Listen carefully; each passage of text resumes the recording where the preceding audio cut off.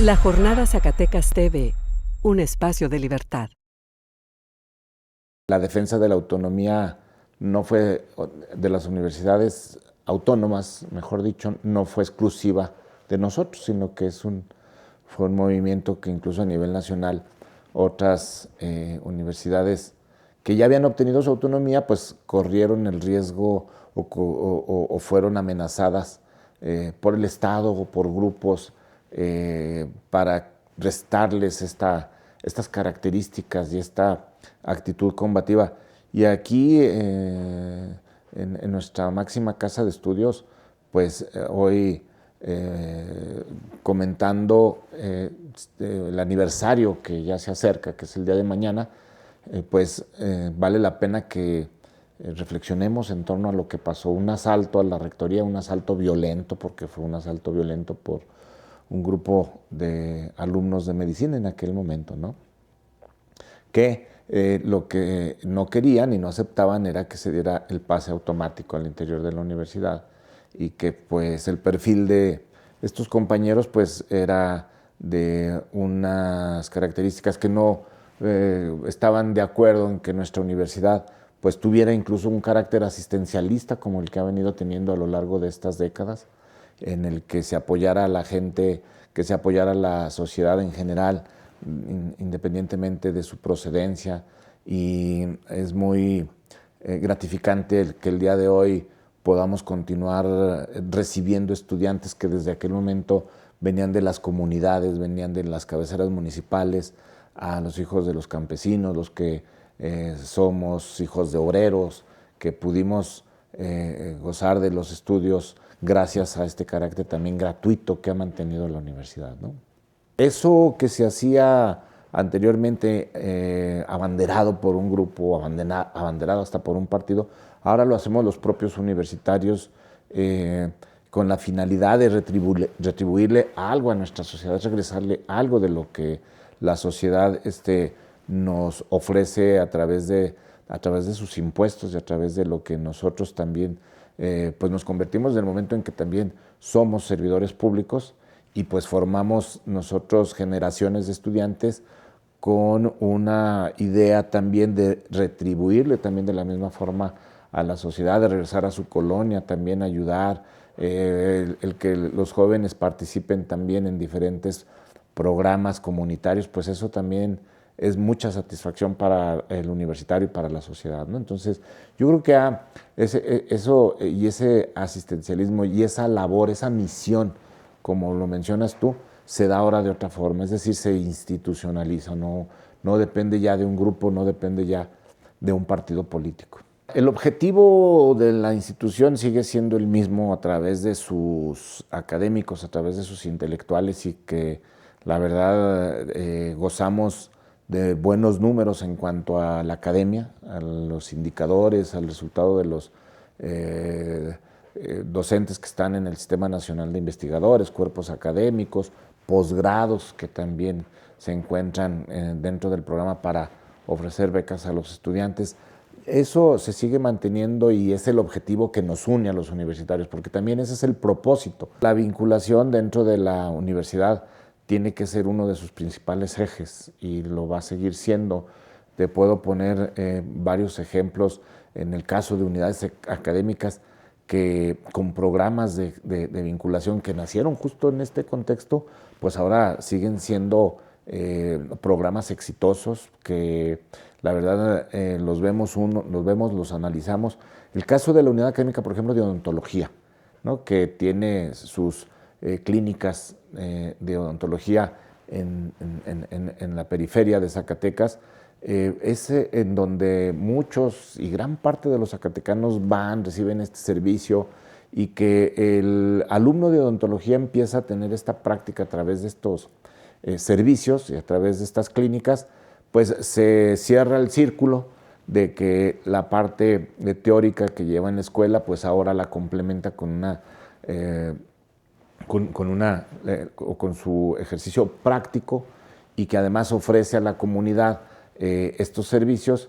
Pues eso nace ahí en ese momento, o en el caso también de unidades académicas como agronomía, en donde yo veo todavía docentes que van a ofrecer sus servicios y llevando a sus estudiantes a las prácticas también al campo, en lugares más marginados, medicina también, la misma coordinación de vinculación tiene brigadas de salud que recorren comunidades también marginadas. Entonces, si bien no se hace de manera conjunta, pero si no ahora lo hacemos desde un punto de vista y desde un actuar institucional, desde la administración, va ese acompañamiento para sostener, y yo creo, sostener esos principios que ven hacer a la autonomía y que, volviendo al punto que es el asalto a rectoría, como se le conoce en el 77, pues lo recuperamos, ¿no? Y lo hemos sostenido. Yo sí veo que se sigue teniendo como universidad a través de diferentes programas y se sigue cumpliendo con ese objetivo por el que nace la autonomía, pero no nada más cuando nace, sino cuando en el 77 se defiende la autonomía, porque eso fue lo que pasó, defender la autonomía, ¿no? Yo, la verdad, dudo mucho que en algún momento se vaya a desaparecer la autonomía o desaparezcan las universidades públicas autónomas, porque en el caso de México, la misma historia nos ha dicho que la presencia de las universidades es indispensable para la conformación de la sociedad mexicana y para el propio desarrollo del Estado. Yo no podría concebir un Estado aquí en nuestra República sin una universidad pública, sin una universidad autónoma. Son parte esencial, parte fundamental del desarrollo y del crecimiento del Estado. La universidad se convierte también en una palanca, no únicamente también para la solución de problemas económicos, sino una palanca social a la solución de problemas. Es el equilibrio que incluso le da a los estados, ¿no? Entonces yo dudo mucho. Efectivamente, cada gobierno federal o cada administración federal le pone su propio sello. Hay administraciones en las que se han concentrado más y han puesto más atención en las universidades públicas, pero finalmente la universidad o las universidades autónomas a nivel nacional deben de coexistir y deben de ser un elemento de equilibrio dentro de un Estado, ¿no? Lo que ha pasado recientemente de asaltos a países y amenazas a nuestra propia nación, ¿no? De invasiones, y eso pues amerita que incluso con mayor razón las universidades cobren fuerza y cobren presencia para que se conviertan en espacios de discusión, que se conviertan en espacios de debates y de planteamientos a soluciones de veras de este calado, ¿no? Porque no únicamente vimos lo que pasó o está pasando en Latinoamérica con estas amenazas, sino que nosotros como país también ya sentimos esta amenaza o este posible riesgo, ¿no? Con el pretexto del narcotráfico, con el pretexto de los cárteles, de que pues, en cualquier momento tengamos presencia militar norteamericana aquí en nuestro país, y algo que sería en verdad lamentable y no podríamos repetir el episodio de 1846-48 cuando fue la invasión norteamericana,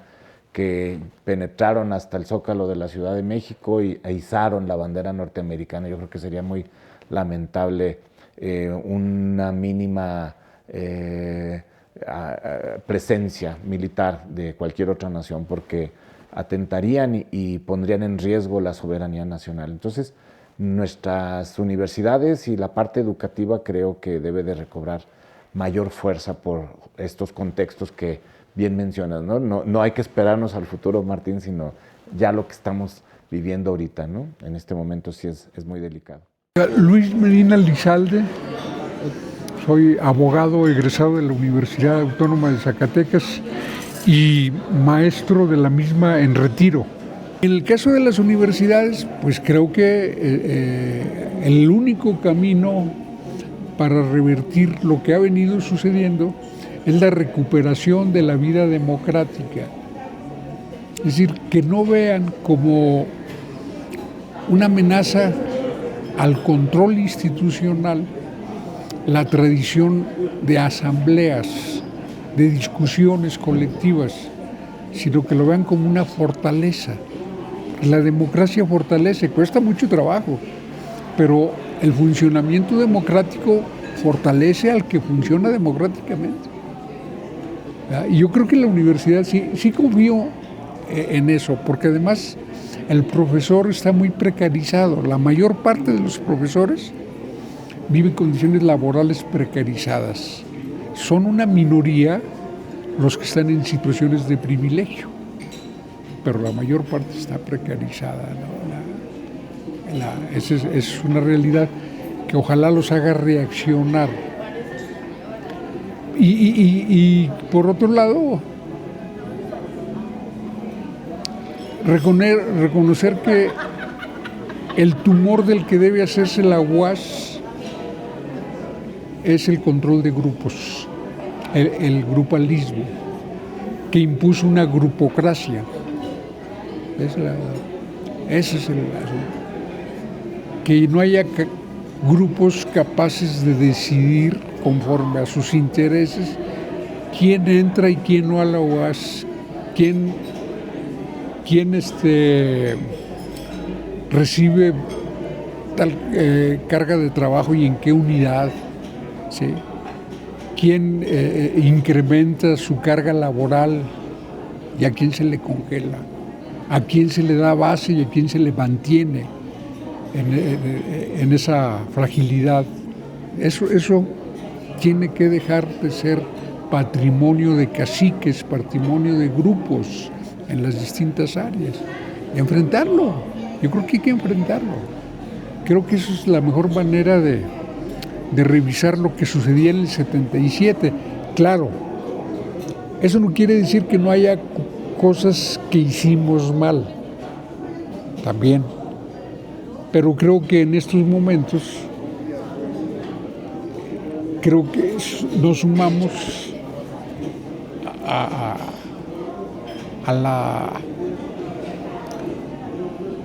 al anhelo de que esta universidad siga siendo universidad del pueblo y no de las élites. Ese es el punto. Bueno, soy Abel García Guízar, aunque a mí lo que me gusta es que me digan el amigo Abel, por deformaciones históricas, pero fui profesor universitario durante 43 años. 2 modelos de educación, donde un modelo era privilegio para unos pocos. Si puedes pagar la educación, estudia, y si no, te jodes. Y un modelo que en diferentes universidades del país empezó a diseñar, empezando por Guerrero, y luego inclusive la de Durango, ¿no? En la disputa por el Cerro del Mercado, Nayarit, Michoacán, Zacatecas le tocó en ese día, y entonces se reagrupó lo más ultramontano, lo más reaccionario, lo más intolerante, que va desde una derecha, va más o menos tolerante, hasta una derecha casi fascista, porque aunque no parezca, aquí en Zacatecas lo hay.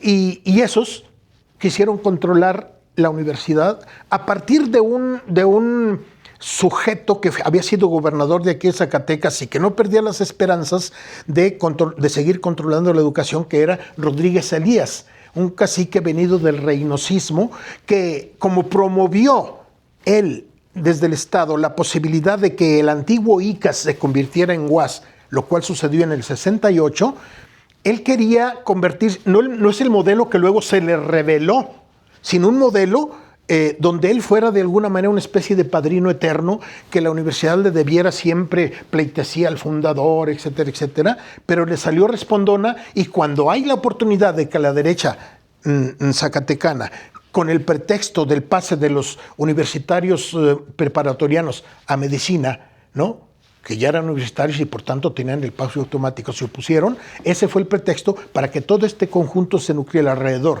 de este personaje y se convirtiera en el elemento vertebrador de toda esa derecha que no estaba dispuesta a tolerar que esta universidad fuera la universidad autónoma, democrática, pública y popular, ¿no? Científico, pública y popular.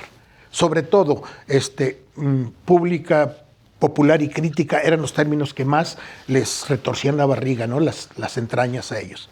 Y ahí está, con un desplegado prácticamente, si uno lee el desplegado que por qué tomamos la universidad de la alianza universitaria, hay momentos que perfectamente, hay párrafos que perfectamente los podía signar Donald Trump, por ejemplo, en la actualidad, ¿no? Fue terrible. Y empezaron a preparar el golpe, como siempre se preparan estas cosas, ya sea los golpes de Estado, como los golpes, cambios de timón en instituciones y demás, a partir de una secrecía de estos grupos, ¿no?, dominantes, pero con una preparación ideológica desde los medios controlados por ellos. Y aquí sucedió exactamente lo mismo.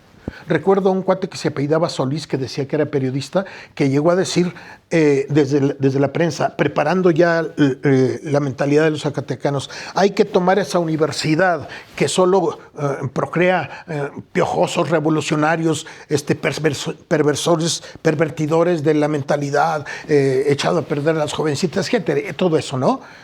Por los medios que sean y topen lo que tope. Y así es como se manifiesta también en ese documento de ellos, que fue de presentación a la sociedad, después de que de manera casi militar toman el edificio central donde estaba el cerebro vertebrador de la universidad, la rectoría y la prepa 1, y tratando de imposibilitar todo.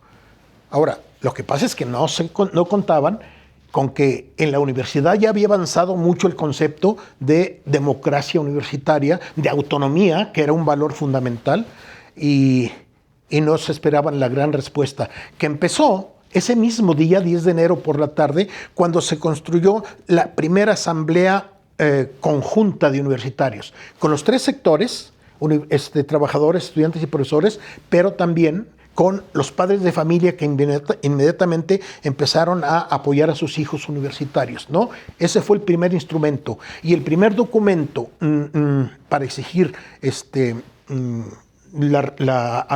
respeto a la autonomía se llamó Fuera manos espurias de la UAS.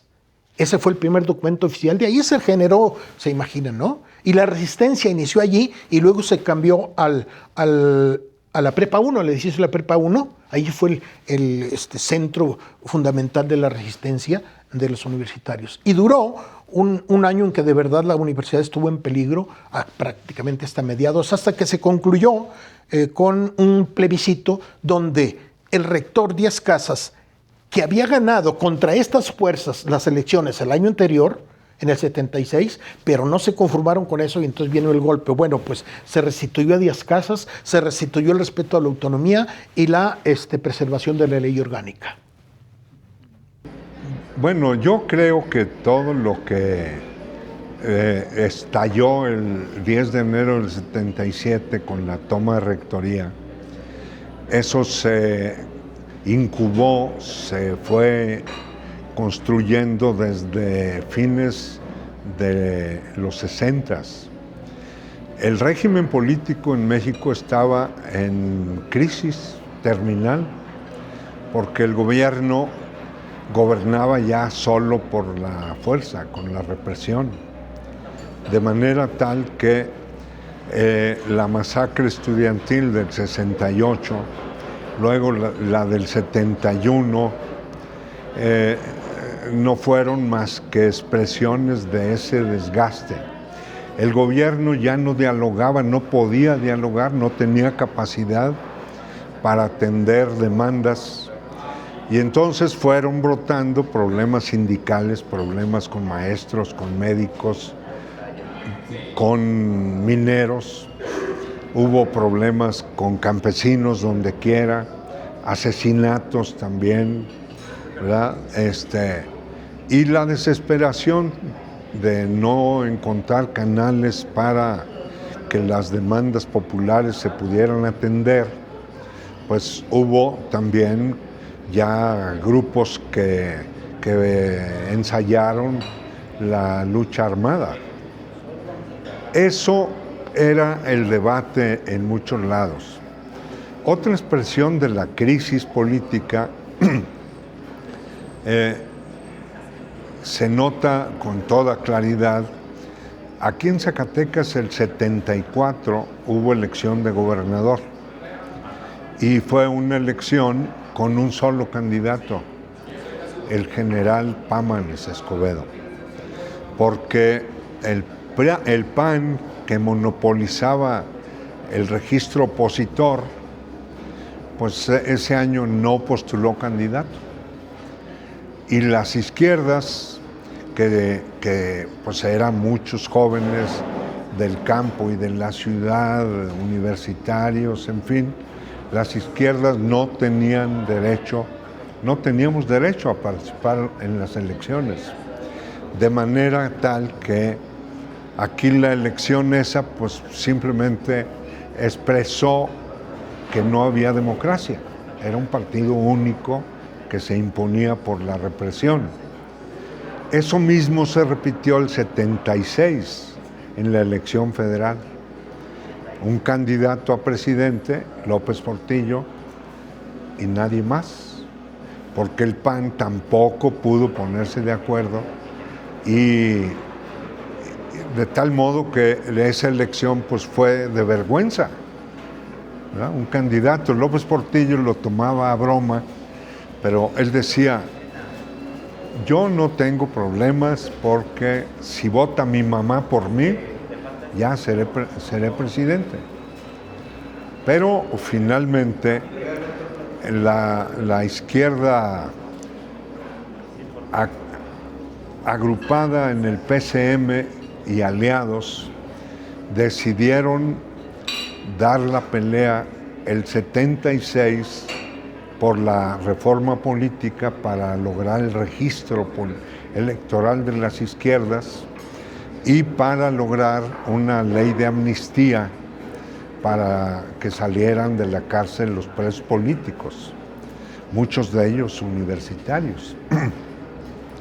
Entonces, esa campaña del 76 de Valentín Campa creó la conciencia de que México no era una democracia, por más que hubiera algunos partidos.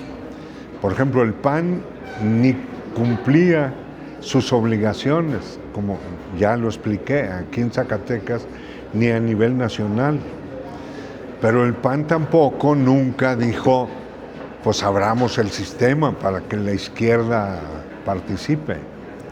El hecho es que esa demanda pues fue muy popular. Valentín Campa tenía 1 año y medio de haber sido liberado de 12 años de prisión como dirigente ferrocarrilero.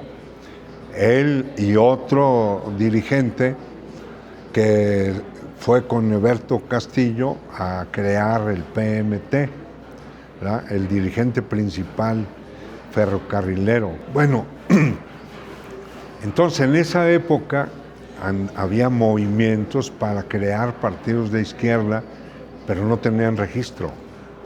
De tal modo que yo sostengo que la primera acción de reforma democrática de México fue cuando, una vez que ganó López Portillo y designó como secretario de Gobernación a Jesús Reyes Heroles, que decidieron cambiar la ley, hacer la reforma, crear la famosa LOPE, Ley de Organizaciones Políticas y Procesos Electorales, que fue negociada en el primer foro para eso, a donde fueron los dirigentes comunistas y el ex candidato presidencial Valentín Campa. De ahí, el gobierno federal mostró que entendían la situación que había en México y que no habría democracia sin las izquierdas, ¿no? Ese es un tema muy importante, porque aquí en Zacatecas la derecha, que tenía dominado todo, estaban muy enojados porque principios de los 70s, aquí muchos universitarios se comprometieron con la lucha por la tierra de campesinos, lucha por la vivienda. Aquí en la ciudad, aquí se fundaron colonias populares como la Lázaro Cárdenas, la Buenavista y otras. Entonces, las inquietudes y las, digamos, ansias de libertad y de igualdad hicieron que muchos nos metiéramos a tareas importantes, pero no eran electorales. Yo me metí al tema del crear el Espaguas y antes el Estoas, ¿verdad? Entonces todo eso pudo canalizarse por la vía electoral. Bueno, pero el hecho es que la voluntad de López Portillo y de Reyes Heroles aquí no lo entendieron. De tal modo que antes de que hubieran las reformas allá a nivel nacional, aquí se apresuraron a dar el golpe el 10 de enero para expulsarnos de la universidad a los que pensábamos de manera progresista. Ese es el tema, ¿verdad? No fue algún comportamiento delictivo que hubiera habido entre los universitarios progresistas, no, nada. Unos asesorando campesinos, otro haciendo sindicatos o siendo asesores de los sindicatos. Hubo en ese tiempo luchas democráticas en la sección 61 de mineros en Fresnillo, hubo luchas de obreros de las maquiladoras.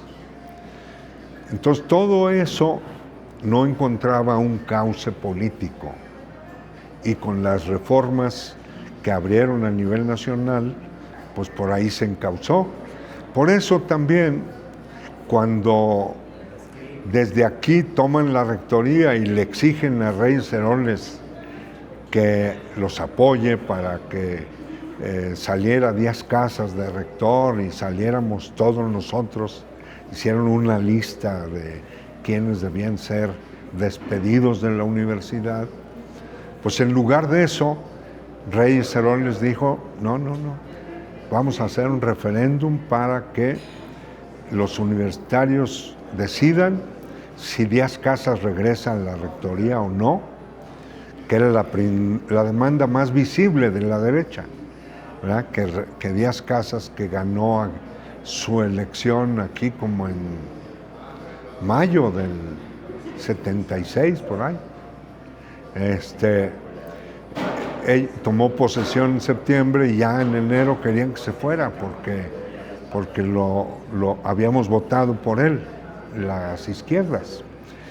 Pero al fin de cuentas, en un referéndum que se realizó en mayo del 77, después de enero, febrero, marzo, abril, 4 meses de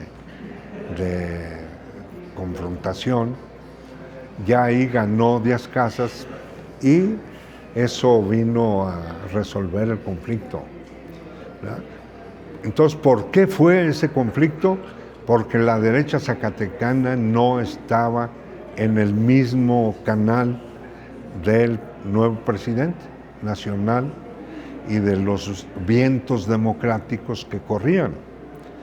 Vale la pena señalar, porque leí unas declaraciones de mi amigo Matías Chiquito Díaz de León, que decía que la transición democrática le debía mucho al PAN por su comportamiento democrático. Pues yo simplemente digo, en aquella época el PAN nunca dijo denle el registro a las izquierdas, nunca.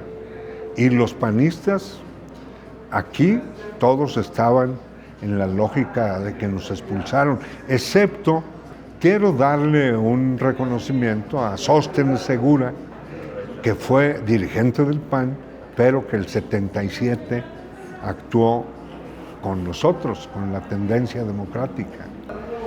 La democracia en México no nos la regalaron consejeros electorales como esos, ¿verdad? Se conquistó en una lucha muy importante de conjuntar fuerzas. Nosotros, el Partido Comunista logró su registro el 79, El 82 ya habíamos creado el PESUM, uniendo fuerza. Luego el 87 creamos el PMS. Cuauhtémoc Cárdenas llegó y ya tenemos una fuerza competitiva. La suma de las izquierdas más el cardenismo dieron origen al PRD, que ya fue una fuerza competitiva fundamental para la democracia mexicana. Que ahora todo eso, ese gran torrente de millones de personas, está en Morena. Estamos en Morena, ¿verdad? Entonces es la historia de la transición. Lo de aquí simplemente fue un accidente dentro de esa lucha enorme y se dio por falta de comprensión y de compromiso democrático de las élites políticas que dominaban Zacatecas. Yo lo que creo es que la nueva administración sí debería, y subrayo la palabra debería, convocar a todos sus expertos, a muchos maestros que tienen capacidades de sobra para hacer un plan de desarrollo estatal. ¿Cómo insertar a Zacatecas en el Plan México? Para con ello dar la pelea con la presidenta. La Jornada Zacatecas TV, un espacio de libertad.